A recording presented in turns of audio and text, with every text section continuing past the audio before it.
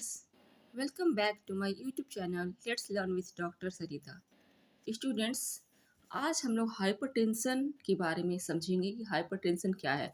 ये हाइपरटेंशन जो है ये कार्डियोवास्कुलर डिजीज़ के अंतर्गत आता है, जिसको कि हाइपरटेंशन भी कहते हैं, उच्च रक्तचाप भी कहते हैं, उच्च रक्तदाब भी कहते हैं और हाई ब्लड प्रेशर के नाम से भी हम लोग जानते हैं।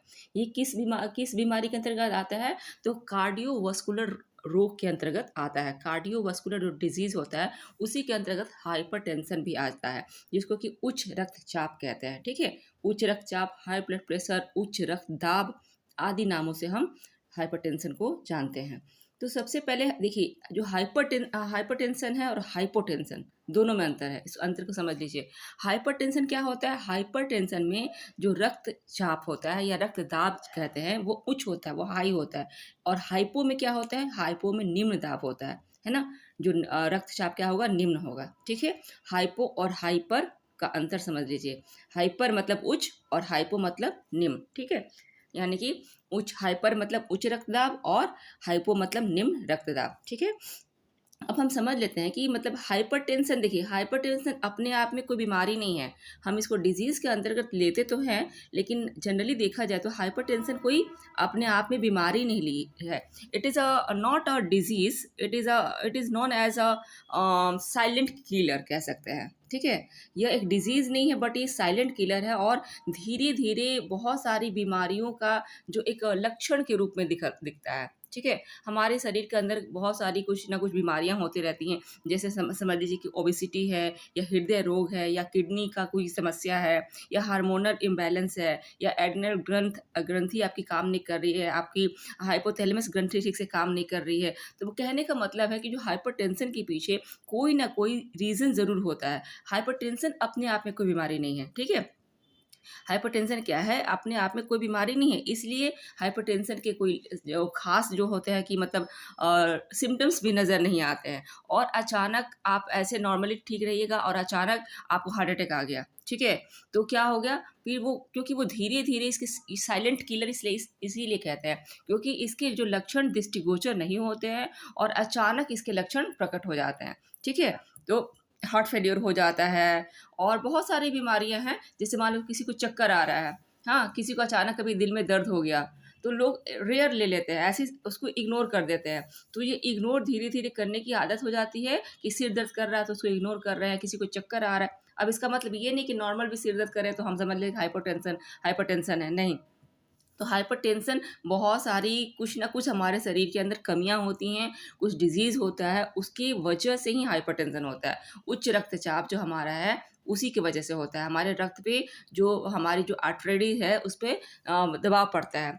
और जो हमारा आर्टरी मतलब धमनी, हमारी धमनियों के ऊपर क्या होता है? दबाव पड़ता है, उसी को हम क्या कहते हैं? उच्च रक्तचाप कहते हैं। ठीक है, हाइपरटेंशन को समझने से पहले हम लोग ब्लड प्रेशर समझते हैं कि ब्लड प्रेशर क्या है। What is blood pressure? Blood pressure किसे कहते हैं, यानी कि उच्च जो है रक्तदाब किसे कहते हैं। ठीक है, तो blood pressure is the pressure of circulating blood against the wall of the blood vessels, यानी कि जो वो प्रेशर है जो कि हमारे जो शरीर में रक्त सर्कुलेट कर रहा है, तो आर्टरीज पर वो एक दबाव पड़ता है। जो हमारी आर्टरीज है उस पर एक दबाव पड़ता है, उस दबाव को क्या कहते हैं? ब्लड प्रेशर कहते हैं।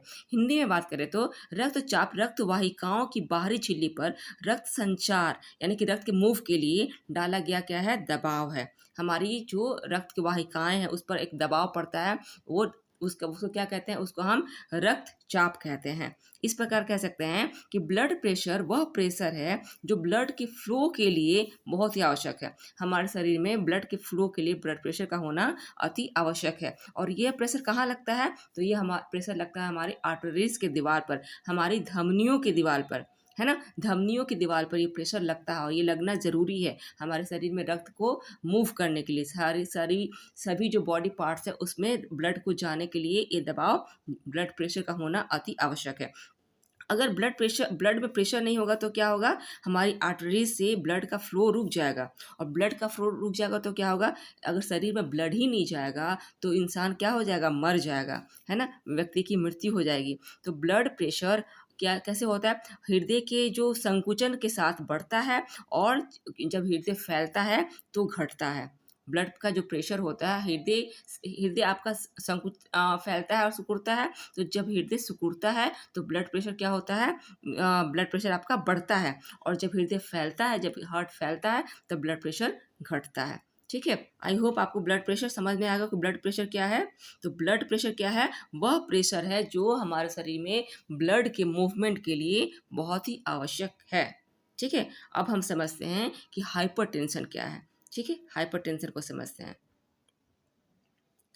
देखिए, हाइपरटेंशन क्या है, व्हाट इज हाइपरटेंशन। तो हाइपरटेंशन एक कंडीशन है, a condition in which the force of blood against the artery wall is too high. यहाँ पे क्या वर्ड आ रहा है कि too high, the force of blood against the wall of artery is too high. यानी कि जो ब्लड का फ्लो है, जो फोर्स है, वो बहुत ज़्यादा है। एक एवरेज मात्रा में ब्लड का फ्लो होना चाहिए जिससे हमारे शरीर में रक्त का संचार हो। लेकिन अगर बहुत ज़्यादा मात्रा में बहुत फ्लो हो रहा है, बहुत तेज़ी से फ्लो हो रहा है, तो क्या होगा, तो ब्लड प्रेशर होगा, है ना। अगर आपकी जो वाटर टैंक है, वाटर टैंक को अगर बंद कर दिया गया, ठीक है, और अचानक उसको खोला जा रहा है, तो पानी का प्रेशर कितना तेज होता है, बहुत तेज़ी से निकलता है। तो बहुत तेज़ी से निकलेगा तो क्या पाइप फट सकता है, फट सकता है ना। अगर हम किसी ऐसे पाइप में, नैरो पाइप में डाल रहे हैं, मान लो वाटर टैंक है और उसकी जो पाइप है घर में जो सप्लाई हो रही है वो नैरो है, और वहाँ से सप्लाई, वाटर टैंक से सप्लाई बहुत ही फोर्सफुली हो रही है। तो फोर्सफुली हो रही है तो बहुत तेज़ी से जब निकलेगा पानी, और हमारा क्या है, हमारा जो पाइप है वो नैरो है, तो क्या होगा, फट जाएगा पाइप। उसी प्रकार होता है हाइपरटेंशन में। क्या होता है आपका जो हाई ब्लड प्रेशर में क्या होता है कि जो हमारी आर्टरीज है ना, वो ब्लॉक हो जाती है। ठीक है, ब्लॉक हो जाते हैं किन्हीं कारण से, उनमें क्या कोलेस्ट्रॉल जमा हो जाता है, फैट जमा होता है, कैल्शियम जमा हो जाती है, उसकी वजह से क्या होती है, ब्लॉक हो जाती है। तो ब्लॉक होने की वजह से जब ब्लड का प्रेशर बहुत ज़्यादा हाई होता है तो फिर वो क्या होता है, हाइपरटेंशन की समस्या होती है। हम इसको हिंदी में इस तरीके से देख सकते हैं कि ऐसी स्थिति जिसमें खून धमनी की दीवारों पर बहुत ज़्यादा दबाव डालती है ना। एक एवरेज दबाव डाले तब तो ठीक है, लेकिन बहुत ज़्यादा दबाव डालती है तो क्या होता है, वो हाइपरटेंशन की समस्या होती है, उच्च रक्तचाप की समस्या होती है, उच्च रक्तदाब की समस्या होती है। ठीक है, इसको एक फिगर के माध्यम से समझते हैं। ये देखिए, ये हमारी क्या है, आर्टरीज है, हमारी जो क्या है, ब्लड वेसल्स है। ठीक है, ये ब्लड वेसल्स है। ठीक है, तो ये क्या है, ये जो है आपका नॉर्मल फ्लो है, ब्लड का जो फ्लो होता है यहाँ से, ये नॉर्मल है, ये बिल्कुल नीट एंड क्लीन है। आप देख पा रहे हैं कि बिल्कुल नीट एंड क्लीन है, ये क्या है, नॉर्मल आर्टरी है। ठीक है, और ये क्या है, आर्टरी, इसमें क्या, ये नॉर्मल, ये आकर नैरो हो गया है। नैरो क्यों हो गया है, क्योंकि आप देख पा रहे हो कि ये जो है एरिया ऐसे जो कवर है, इसमें क्या हो गया, इसमें फैट जमा हो गया, इसमें कोलेस्ट्रॉल जमा हो गया, इसमें कैल्शियम जमा हो गया, जिसकी वजह से क्या हो गया, हमारी जो आर्टरीज है उसका पाथ क्या हो गया, नैरो हो गया, पतला हो गया। जब पतला हो गया है और हमारा हार्ट पंप कर रहा है, तो हमारे हार्ट को पंप करने में भी प्रेशर ज़्यादा लगाना पड़ रहा है। ठीक है, तब प्रेशर और ब्लड प्रेशर तो हमारा हार्ट ज़्यादा लगा ही रहा है, जोर लगा ही रहा है, लेकिन वहाँ से ब्लड का फ्लो भी कम हो रहा है। ठीक है, ब्लड का जो वहाँ से तो फ्लो हो रहा है हार्ट से, लेकिन इन आर्टरीज से ब्लड का फ्लो नहीं हो पा रहा है, रुकावट डाल रही है। तो ये क्या होता है स्थिति, फिर हाई ब्लड प्रेशर की स्थिति होती है, यानी कि हाइपरटेंशन की स्थिति होती है। समझ में आई बात। ओके, नाउ हम नेक्स्ट देख लेते हैं। हमने ब्लड प्रेशर समझ लिया, हाइपरटेंशन समझ लिया। अब देखिए, ब्लड का जो प्रेशर हम किस तरीके से नापते हैं। तो ब्लड प्रेशर की को नापने के लिए दो रीडिंग्स होती है, तो दो प्रकार की रीडिंग्स होती है। एक को क्या कहते हैं, एक को हम कहते हैं सिस्टोलिक ब्लड प्रेशर यानी कि टॉप नंबर, एक को कहते हैं डायस्टोलिक ब्लड प्रेशर। ठीक है, सिस्टोलिक क्या है, तो सिस्टोलिक है, it is the amount of pressure experienced by the arteries while the heart is beating. जब हमारा हृदय बीट करता है उस वक्त क्या होता है, जब हमारा हृदय बीट करता है उस वक्त जो प्रेशर होता है तो उसको क्या कहते हैं, सिस्टोलिक कहते हैं, सिस्टोलिक ब्लड प्रेशर कहते हैं। यानी कि ये ऊपर का जो नंबर होता है उसको सिस्टोलिक ब्लड प्रेशर कहते हैं। सिस्टोलिक ब्लड जो प्रेशर होता है इसको हम मिलीमीटर मरकरी के पैरामीटर में नापते हैं। ठीक है, जो अपर आपका जो टॉप नंबर है उसको कैसे नापते हैं, मिलीमीटर mmHg। ठीक है, mmHg। और नॉर्मल क्या होता है, नॉर्मल जो सिस्टोलिक होता है वो क्या होता है, 120 mmHg, है ना, 120 mmHg आपका नॉर्मल प्रेशर होता है। ठीक है, 120, और नीचे का कितना होता है, 80 mmHg, है ना, HG क्या है, मरकरी है, और मिलीमीटर, यानी कि 120 और 120/80 mmHg, ये क्या होता है, नॉर्मल आपका ब्लड प्रेशर का जो काउंट होता है वो नॉर्मल रीडिंग होती है। समझ में आई बात। सिस्टोलिक क्या है, तो सिस्टोलिक आपका है जो अपर नंबर है, जो ऊपर का जो नंबर आता है ब्लड प्रेशर, क्या कह सकते हैं कि अपर नंबर, जो प्रेशर, ब्लड प्रेशर का जो अपर नंबर काउंट होता है उसको हम क्या कहते हैं, उसको हम कहते हैं सिस्टोलिक, है ना, सिस्टोलिक ब्लड प्रेशर कहते हैं। ओके, उसके बाद हम देखते हैं डायस्टोलिक क्या है।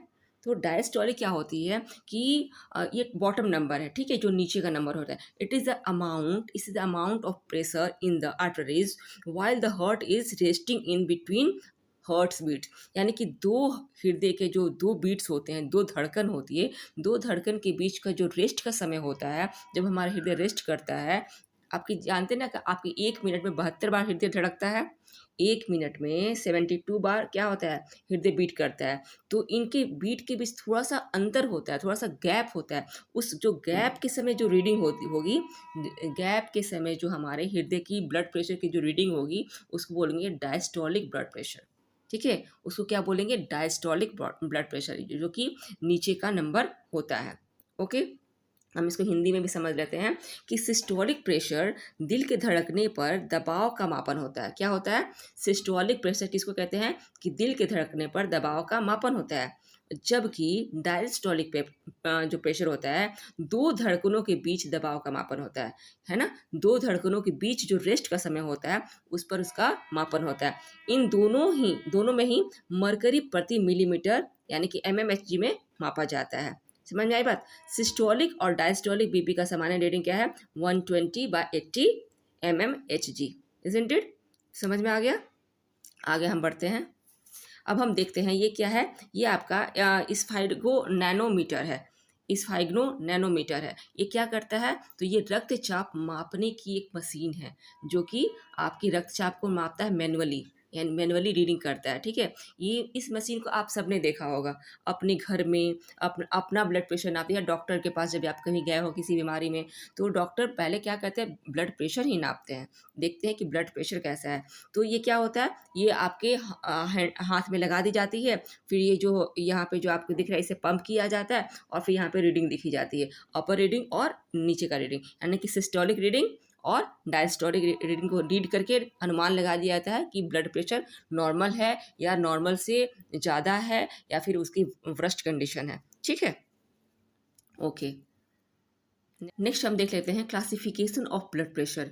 ब्लड प्रेशर का क्लासिफिकेशन कैसे हुआ, किस प्रकार हुआ, तो इसको किसने दिया, तो इसको दिया है अमेरिकन हार्ट एसोसिएशन ने।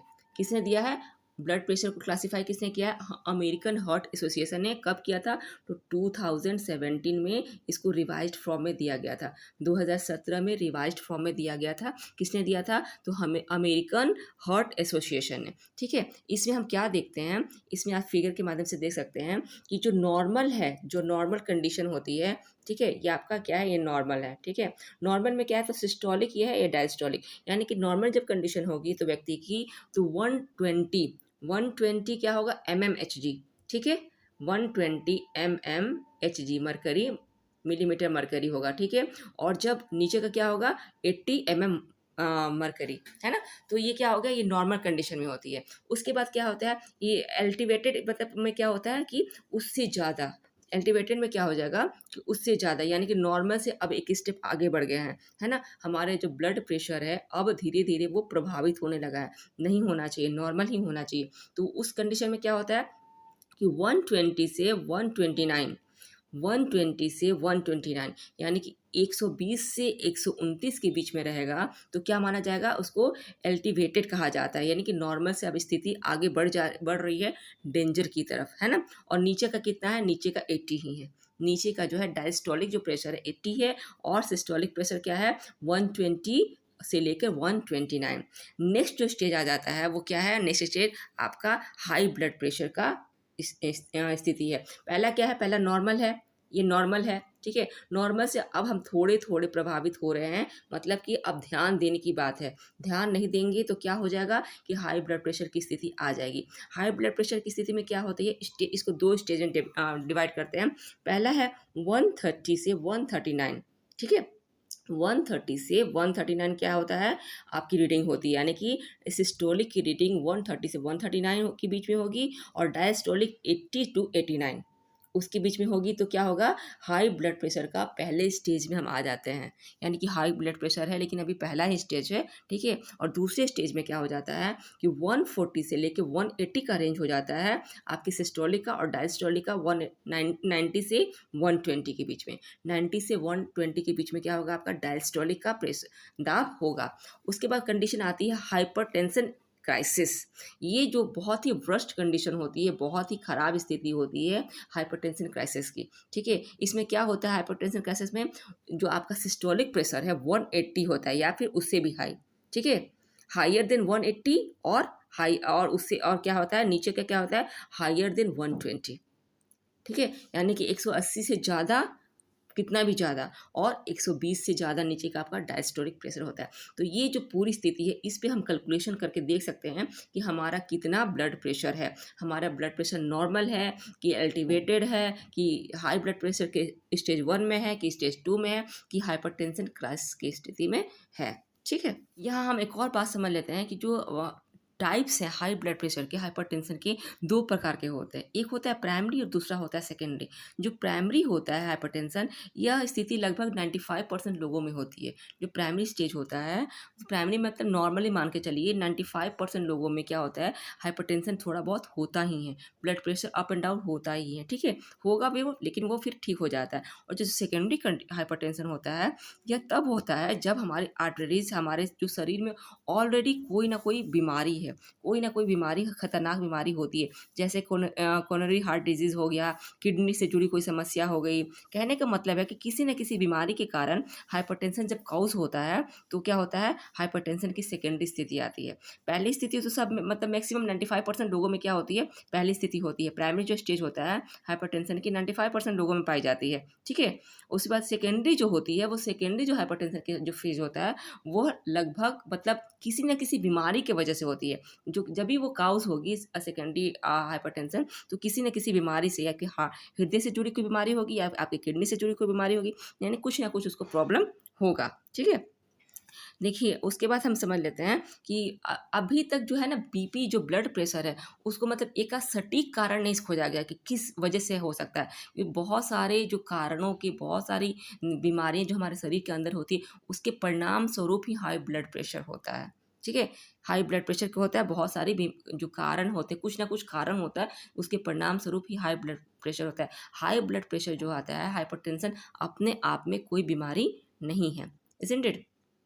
अब हम देख लेते हैं कि risk factor of hypertension. Hypertension का जो रिस्क फैक्टर क्या है, तो जो प्राइमरी रिस्क फैक्टर होगा वो क्या है, वो जीन्स पे डिपेंड करता है। आपके जो अनुवांशिक भी हो सकते हैं, अनुवांशिक है इसमें, फिर स्मोकिंग है, फिर आपका क्या है, अनुवांशिक में क्या है कि आपके जीन से, अगर आपके पूर्वजों को हाइपरटेंशन की बीमारी है तो आप मतलब हाइपरटेंशन है तो आपको भी हो जाएगा, यानी कि आपके जीन से ही आपको जेनेटिक मिला है, ठीक है, अनुवांशिक मिला है। दूसरा क्या है, स्मोकिंग। जो भी व्यक्ति, जो भी बंदा स्मोकिंग करता है, जो बहुत ज़्यादा मात्रा में स्मोकिंग करता है, उसके हृदय पे क्या होगा, प्रभाव, प्रेशर पड़ेगा, उसके ब्लड प्रेशर पे प्रेशर पड़ेगा, तो उसको हाइपरटेंशन की समस्या होगी। ये प्राइमरी फैक्टर है। प्राइमरी जो फैक्टर है मतलब प्राथमिक जो कारण है ये होता है। फिर क्या होता है, अगर कोई व्यक्ति हाई लेवल का अल्कोहल कंज्यूम करता है, हाई अल्कोहल कंज्यूम करता है मतलब दिन रात शराब में डूबे रह रहा है, शराब पी रहा है, तो उसको क्या होगा, उसको हाइपरटेंशन की समस्या होगी। ओबेसिटी भी इसका एक महत्वपूर्ण कारण है। ओबेसिटी यानी कि मोटापा, मोटापा होने से क्या होगा, हमारे शरीर में कोलेस्ट्रॉल की मात्रा बढ़ेगी,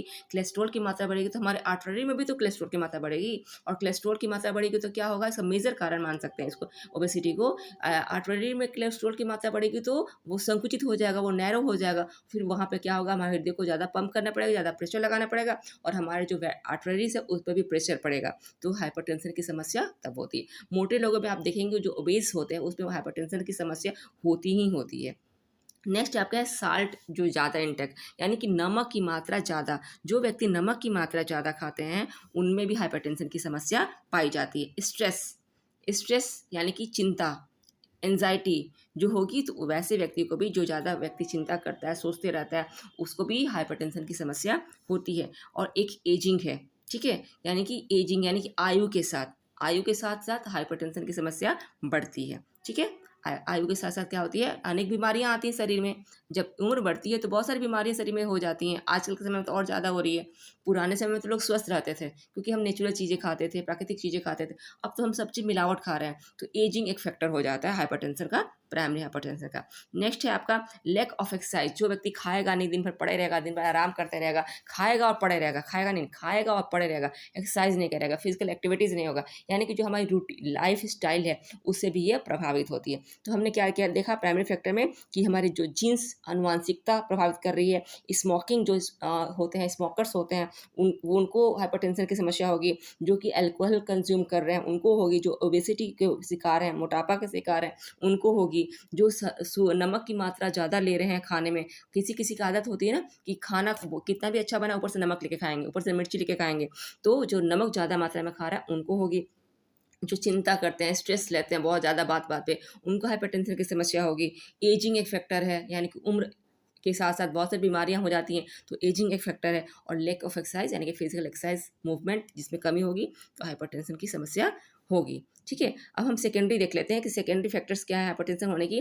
तो हार्ट के डिफेक्ट्स हैं, यानी कि हृदय में जब कोई डिफेक्ट आएगा, आपके हृदय में जब डिफेक्ट हो जाएगा तब क्या होगा, हाइपरटेंशन की समस्या होगी। किडनी से जुड़ी कोई बीमारी होगी, यानी कि रेनल से जुड़ी कोई बीमारी होगी। रेनल का मतलब किडनी होता है, तो रेनल से जुड़ी कोई बीमारी होगी तब आपको हाइपरटेंशन की समस्या होगी। ठीक है, और मेडिकेटेड ड्रग वगैरह जो लेंगे, यानी कि जो भी दवाई खाते हैं, जो जिनका इलाज चल रहा होता है, उनको हाइपरटेंशन की समस्या होती है।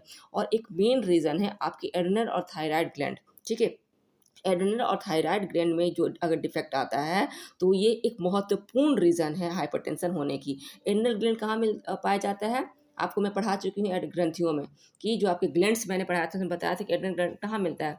तो ये कहाँ पाया जाता है, तो ये पाया जाता है आपकी किडनी के जस्ट ऊपर। किडनी दो होती है और एड्रेनल ग्रंथि भी आपकी दो होती है। एड्रेनल ग्लैंड भी आपके दो होते हैं। कहाँ पाए जाते हैं, तो आपकी किडनी के जस्ट ऊपर, है ना। तो एड्रेनल ग्लैंड में अगर निकलने वाले हार्मोन्स अगर इनरेगुलर हो जाएंगे तो क्या होगा, जो हाइपरटेंशन की समस्या होगी। अगर थायराइड ग्लैंड के हार्मोन्स जो इम्बैलेंस हैं तभी हाइपरटेंशन की समस्या होती है। तो ये जो हमारी जो ग्रंथियां हैं ना, एड्रेनल और थायराइड, ये हाइपरटेंशन के लिए मुख्य रूप से जिम्मेदार हैं। किडनी डिजीज़ तो है ही, हार्ट डिफेक्टेड तो है ही, लेकिन ये आपकी एड्रेनल और थायराइड मुख्य रूप से जिम्मेदार होती हैं। नेक्स्ट हम देख लेते हैं कि हाइपरटेंशन के साइन और सिम्टम्स क्या हैं, यानी कि लक्षण क्या हैं। हाइपरटेंशन अगर किसी को होगा तो उसके क्या क्या लक्षण हम सोच सकते हैं, देख सकते हैं, हमको देखने को मिल सकता है। ठीक है, लेकिन पहला क्या है आपका कि फेंटिंग है। फेंटिंग का मतलब क्या होता है कि मूर्छित होना, यानी कि चक्कर आना। अगर किसी को चक्कर आ रहा है, बार बार आ रहा है, तो फिर वो बहुत गंभीर समस्या है। कभी कभार एक दो बार आ गया तो लोग इग्नोर कर देते हैं, लेकिन अगर मान लीजिए वीक में 2 बार आ गया तो ये बहुत ही गंभीर स्थिति होती है, उसको दिखलाना चाहिए। तो फेंटिंग पहला क्या है, फेंटिंग है। ठीक है, पहला है क्या, फेंटिंग, यानी कि मूर्छा, लोग मूर्छित हो रहे हैं, मूर्छा मतलब गिर जा रहे हैं, चक्कर खा के गिर जा रहे हैं। दूसरा क्या है कि ब्लड प्रेशर, क्या ब्लड का लो प्रेशर हो रहा है, यानी कि लो ब्लड प्रेशर भी इसका एक महत्वपूर्ण रीज़न है। सेकंड क्या है कि आपका डिजिंग है, यानी कि डिजिंग का मतलब भी होता है कि चक्कर आना। डिजनेस मतलब कि चक्कर आना, डिजनेस मतलब कि चक्कर आना। फिर इनरेगुलर हार्ट बीट, यानी कि हृदय की जो धड़कन होती है आपकी इनरेगुलर है, प्रॉपर नहीं है, जैसे कि नॉर्मल चलती रहती है, नॉर्मल वे में नहीं है, उसकी रीडिंग क्या होती है, इनरेगुलर आ रही है। Up and down, up and down बहुत तेज, तो क्या होगा, इनरेगुलर हार्ट बीट्स। ठीक है, उसके बाद क्या है, फटिक है, यानी कि आपको क्या हो रहा है कि बहुत ज़्यादा सुस्ती आ रही है, आलस्य आ रहा है ना, तो ये भी हाइपरटेंशन का एक रीज़न हो सकता है। नेक्स्ट आपका है नौरशा, यानी कि वोमिटिंग होने की, मतलब ऐसा लग रहा है कि वोमिटिंग होगी, वोमिटिंग हो नहीं रही है लेकिन ऐसा लग रहा है कि वोमिटिंग होगी, तो वो उसको नौरशा कहते हैं। नौरशा में भी क्या होता है, हाइपरटेंशन की समस्या हो सकती है। वोमिटिंग एक रीज़न है, आपको वोमिटिंग हो रही है, तो ये सब क्या है, ये सब रीजंस क्या है, आपका चक्कर आना, इनरेगुलर हार्ट बीट्स, आपकी उल्टी होने की अनुभूति होना, मूर्छित होना। ठीक है, और आपका क्या होता है, एक और मेन आपका इसमें यहाँ पे फिगर में ये शो नहीं हो रहा है, एक और आपका है कि ब्लरिंग विजन। विजन जो है ब्लर हो जाता है, यानी कि आंखों में धुंधलापन दिखना, ये एक मेन रीज़न है। आंखों में धुंधलापन दिखना, यानी कि विजन का ब्लर होना। ठीक है, ब्लर हो जाता है, उसकी वजह से हाइपोटेंशन होता है। हाइपोटेंशन की वजह से हमारी विजन जो दृष्टि होती है वो क्या ब्लर हो सकती है, यानी कि धुंधला दिख सकता है। समझ में आई ये बात। तो ये सारे जो साइन और सिम्टम्स हैं ये क्यों हो रहे हैं, ये क्यों हो रहे हैं? तो ब्लड में आर्टरीज की पहुँच ठीक से नहीं हो रही है। हमारे जो आर्टरीज में क्या हो रहा है, ब्लड की पहुँच ठीक से नहीं हो रही है, और ठीक से नहीं हो रही है तो हमारे दिमाग में भी नहीं जा रही है सप्लाई। अगर हमारे आर्टरीज में ब्लड का फ्लो ठीक से नहीं हो रहा है तो सिर्फ शरीर में, तो दिमाग में भी तो जाता है ब्लड ना, तो दिमाग में भी नहीं हो रही है, और इस तब ये सारे कंडीशन क्या होते हैं, ये फिर हाइपरटेंशन की समस्या होती है। हाइपरटेंशन मेनली होता है हम जो हमारे जो पाथ है आर्टरीज का, वो क्या होता है, नैरो हो चुका होता है, और गलत खान पान की आदतें होती हैं, एक्सरसाइज नहीं करते हैं, तो ये सब डेली रूटीन हमारी अस्त व्यस्त रहती है, उसकी वजह से क्या होता है, हाइपरटेंशन की समस्या होती है। नेक्स्ट हम देख लेते हैं, समस्या तो होगी, अब हम उसको प्रिवेंट कैसे करेंगे, ट्रीटमेंट कैसे करेंगे। तो यहाँ पे हम आपको बता रहे हैं दो डाइट, ठीक है। एक होता है कि non pharmacological management of hypertension, non pharmacological ये मैनेजमेंट ऑफ हाइपरटेंशन, यानी कि नॉन फार्माकोलॉजिकल क्या हो जाता है, मतलब कि ये दवाइयों से विपरीत, यानी कि बिना दवाई के, यानी किसी मेडिसिन के थ्रू नहीं, बल्कि किसके थ्रू, डाइट के थ्रू यहाँ पे आपका मैनेजमेंट होगा हाइपरटेंशन का। इसको थेरेपेटिक डाइट भी कहते हैं। क्या कहते हैं? Therapeutic diet. ये ट्रीटमेंट कैसे होगा? तो फार्माकोलॉजिकल, नॉन फार्माकोलॉजिकल यहाँ पे मैनेजमेंट किया जाता है। हाइपरटेंशन में जब हम डाइट के थ्रू मैनेजमेंट करते हैं तो उसको क्या कहते हैं? नॉन फार्माकोलॉजिकल मैनेजमेंट, ठीक है। इसमें क्या होता है, इसको हम थेरेपेटिक डाइट भी कह सकते हैं। ये दवाइयों की तरफ नहीं जाता है, फार्मा के थ्रू नहीं जाता है, इसलिए नॉन फार्माकोलॉजिकल कहते हैं मैनेजमेंट, इजंट इट। इसमें पहला जो है हम देख पा रहे हैं कि क्या है, डैश डाइट। अब डैश डाइट क्या होता है? डैश डाइट एक डाइटरी अप्रोच है जो कि प्रिवेंट करता है हाई ब्लड प्रेशर से, हाइपरटेंशन से प्रिवेंट करता है, ठीक है। एक डाइटरी अप्रोच है डैश डाइट, जो कि आप इस फिगर में देख पा रहे हैं कि हमें किन किन चीज़ों को डैश डाइट में खाना चाहिए। देखिए, अगर देख पा रहे होंगे तो आप फिगर से उतना फ्रेश तो नहीं दिख रहा है, बट दिख रहा है ना। क्या होता है, हमें अनाज लेना चाहिए, ठीक है, ग्रेन्स लेना चाहिए, हमें फ्रूट और वेजिटेबल्स लेना चाहिए, और हमें लीन प्रोटीन कम लेना चाहिए। जो प्रोटीन का अमाउंट क्या करना चाहिए, कम लेना चाहिए। हम अनाज ले सकते हैं, वेजिटेबल फ्रूट्स ले सकते हैं, और हमें क्या होता है, फ़ैट कम लेना है, और फिर जो डाइटरी फ़ैट होता है वो कम लेना है, हमें प्रोटीन की मात्रा भी कम लेनी है, ठीक है। तो इसको क्या कहते हैं, ये डैश डाइट है, ठीक। हम इसमें कैसे मैनेजमेंट करते हैं, तो हम इसमें लो सोडियम लेते हैं, लो सोडियम लेते हैं, लो फैट लेते हैं, लो प्रोटीन लेते हैं, या इसे लीन प्रोटीन भी कह सकते हैं। तो क्या होता है, सोडियम की मात्रा हमें कम रखना चाहिए, नमक की मात्रा कम रखते हैं। डैश डाइट में क्या करते हैं, नमक की मात्रा कम रखी जाती है, फैट की मात्रा कम रखी जाती है, प्रोटीन की मात्रा कम रखी जाती है, ठीक है। और सैचुरेटेड फैट तो हम बिल्कुल भी नहीं लेते हैं, जिसको कि हम संतृप्त वसा कहते हैं, वो हम बिल्कुल भी नहीं देते हैं, ठीक है। फिर क्या करते हैं, हम अवॉइड करते हैं, तो स्मोकिंग बिल्कुल नहीं करनी चाहिए, अल्कोहल बिल्कुल नहीं लेनी चाहिए, कैफ़ीन बिल्कुल नहीं लेनी चाहिए, और क्या करना चाहिए, एक्सरसाइज रेगुलर करना चाहिए इस प्रकार से, और जो स्ट्रेस है उसको मैनेज करना चाहिए। तो क्या होता है, डैश डाइट क्या होता है, डैश डाइट में फ्रेश फ्रूट ले सकते हैं, वेजिटेबल ले सकते हैं, आपकी ग्रेन्स ले सकते हैं, और लेकिन क्या नहीं लेना है, तो सोडियम नहीं लेना है, ठीक है। सोडियम का अमाउंट बिल्कुल, नमक बिल्कुल ही कम कर देना है, प्रोटीन, लीन प्रोटीन ले आप मतलब प्रोटीन कम ही कर देना है, फिर फैट आपको कम कर देना है, इस प्रकार से स्वीट्स नहीं लेना है। इस प्रकार से आप डैश डाइट को प्लान कर सकते हैं, ठीक है।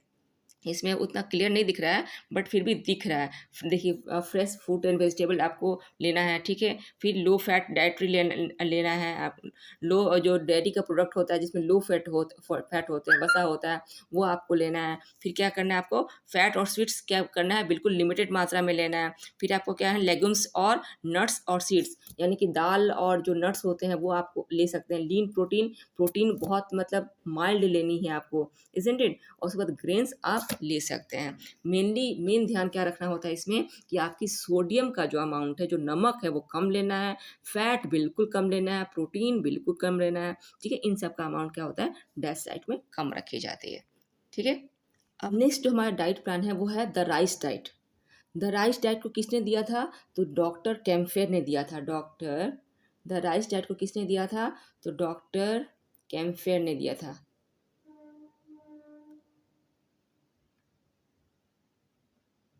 डॉक्टर कैम्फियर, डॉक्टर कैम्फियर ने द राइस डाइट को दिया था। इसमें क्या होता है, इसमें ट्रीटमेंट कैसे की जाती है, तो इसमें ट्रीटमेंट की जाती है राइस के आधार पर, राइस फ्रूट वगैरह, इसको इसको राइस फ्रूट डाइट भी कहते हैं, राइस फ्रूट डाइट भी कहते हैं। इसमें इलाज राइस के थ्रू की जाती है, फ्रूट दिया जाता है, जूस दिया जाता है और वाइट शुगर के आधार पर, यानी कि चावल, फ्रूट, जूस और वाइट शुगर के थ्रू इसमें इलाज किया जाता है। ठीक है, इसमें कैसे इलाज किया जाता है, तो इसमें बेसिकली क्या डाइट में होता है, तो चावल होता है, शुगर होता है, फ्रूट और सब्जियां होती हैं और जूसेस होते हैं। इसके आधार पर इस डाइट को प्लान किया गया था। ठीक है, तो द राइस डाइट में क्या लेना चाहिए, अब हम देख लेते हैं कि द राइस डाइट में जो है, जब जिसको डॉक्टर कैम्फेयर ने प्रोवाइड कराया था, दिया था, उसमें हमें लेना क्या चाहिए, कंज्यूम क्या करना चाहिए, तो फ्रेश फ्रूट कर सकते हैं, वेजिटेबल कर सकते हैं, लो सॉल्ट बीन कर सकते हैं, होल ग्रेन कर सकते हैं, लीन प्रोटीन कर सकते हैं और जो फैट नॉन डाइटरी फाइबर जो होता है, फैट होता है, उसको हम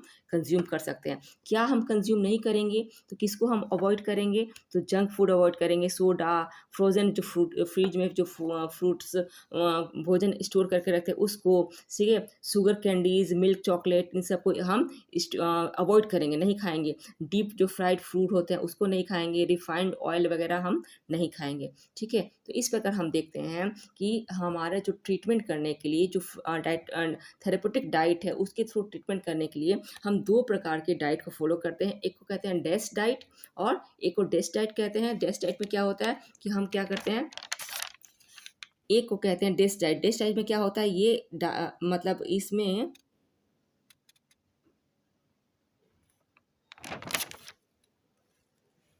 इस प्रकार हम देखते हैं कि हाइपरटेंशन को कंट्रोल करने के लिए थेरेपेटिक डाइट में, जो कि आहार द्वारा उपचार में, हम दो प्रकार से डाइट प्लान कर सकते हैं। एक को हम क्या करें, डैश डाइट कहते हैं। डैश डाइट में क्या होता है, लो सोडियम लेते हैं, सोडियम की मात्रा, नमक की मात्रा कम होती है, फैट की मात्रा कम होती है, प्रोटीन की मात्रा कम होती है ना। और क्या करते हैं हम, और एक हम डाइट लेते हैं, उसमें क्या होता है, जो हम इसका करें the rice diet. The rice diet किसने दिया था, डॉक्टर कम्फेयर ने दिया था। और डॉक्टर कम्फेयर ने दिया था, इसमें क्या है, कंज्यूम क्या करते हैं, तो फ्रेश फूड करते हैं, वेजिटेबल करते हैं, low salt bean, whole grain, lean protein और नॉन फैट डाइटरी हम इसको कंज्यूम करते हैं। क्या कंज्यूम नहीं करते, क्या नहीं खाना चाहिए, तो जंक फूड नहीं खाना चाहिए, सोडा नहीं खाना चाहिए, शुगर कैंडीज़ वगैरह नहीं खाना चाहिए, मिल्क चॉकलेट वगैरह नहीं खाना चाहिए, फ्रोजन फ्रूट नहीं खाना चाहिए, डीप फ्राई जो भोजन होता है वो नहीं खाना चाहिए और रिफाइंड फ्लोर नहीं खाना चाहिए, जैसे मैदा हो गया, इन सब चीज़ों को अवॉइड करना चाहिए, है ना।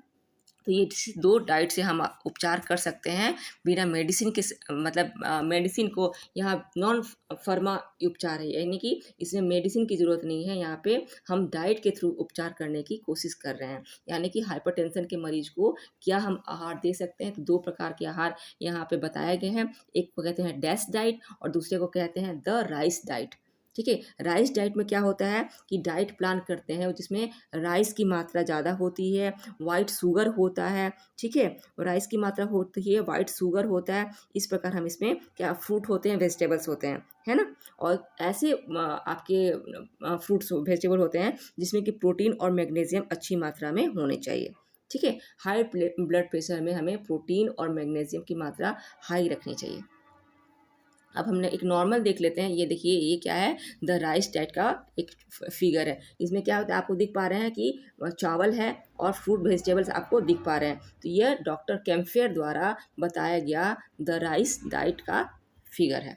ठीक है, अब हम देख लेते हैं कि नॉर्मली हमें हाई ब्लड प्रेशर में क्या लेना चाहिए, तो हम क्या ले सकते हैं, तो क्या क्या ले सकते हैं, बेरीज ले सकते हैं, ओट मिल ले सकते हैं, डार्क चॉकलेट खा सकते हैं। ठीक है, और हम चुकंदर खा सकते हैं, bananas, olive oil, leafy green vegetables, garlic, fish वगैरह हम ये ले सकते हैं। ठीक है, अब क्या नहीं ले सकते हैं, तो क्या योगर्ट खा सकते हैं, अंडा खा सकते हैं। क्या नहीं खा सकते हैं, क्या हमें नहीं खाना चाहिए, तो हमें रेड मीट नहीं खाना चाहिए। जो मीट होता है बकरी का, वो हमें रेड मीट अवॉइड करना चाहिए। जो जितने प्रकार की रेड मीट है उसको अवॉइड करना चाहिए। चिकन क्या होता है, चिकन वाइट मीट होता है। जो मुर्गी का मीट होता है वो वाइट होता है, बट ये जो बकरे का और अदर दूसरे जानवर होते हैं उनका जो मीट क्या होता है, रेड मीट। तो रेड मीट हमें नहीं खाना चाहिए। फास्ट फूड नहीं खाना चाहिए। हमें क्या नहीं खाना चाहिए, जो पूरा जो फैट वाला दूध होता है वो कंज्यूम नहीं करना चाहिए, यानी कि जिससे वसा रहित दूध का हम इस्तेमाल कर सकते हैं। ठीक है, हमें क्या खाना चाहिए, जो प्रिजर्व करके जो रखे रहते हैं सॉसेस वगैरह, ये हमें कैंड जो टोमेटोज़ है जो कि फ्रीज में प्रिजर्व करके चीज़ें रखी हुई हैं वो हमें नहीं खाना चाहिए। ठीक है, अल्कोहल नहीं लेना है, स्वीट्स नहीं लेना है, आपके जो कैनल्स में जो बीन्स वगैरह होते हैं वो हमें नहीं लेना है। ठीक है, इस प्रकार और हमें जो टेबल में जो टेबल पे नमक ले लेके खाने की जो आदतें होती उसको अवॉइड करना है, और नमक वैसे भी खाने में कम देना चाहिए। तो इस प्रकार हाइपरटेंशन में हमारा आहार होना चाहिए, है ना? क्या खाना चाहिए, क्या नहीं खाना चाहिए हमने देखा। तो आज के क्लास में हम लोग से समझा कि हाइपरटेंशन क्या होता है, और यानी कि हाइपरटेंशन क्यों हो रहा है, ब्लड प्रेशर क्या है, सिस्टोलिक ब्लड प्रेशर किसे कहते हैं, डायस्टोलिक ब्लड प्रेशर किसे कहते हैं। ठीक है, और हमने डैश डाइट के बारे में पढ़ा, हमने कैम्फर डाइट के बारे में पढ़ा, हमने रीडिंग्स देखी कि अमेरिकन हार्ट एसोसिएशन ने किस प्रकार की रीडिंग्स बताई है, नॉर्मल की और फिर उससे ब्रेस्ट कंडीशन की, हाई ब्लड प्रेशर की क्या रीडिंग होना चाहिए, है ना? तो इस प्रकार आज का जो चैप्टर है हम यहीं पे समाप्त करते हैं। आज के लिए इतना ही। Thank you so much.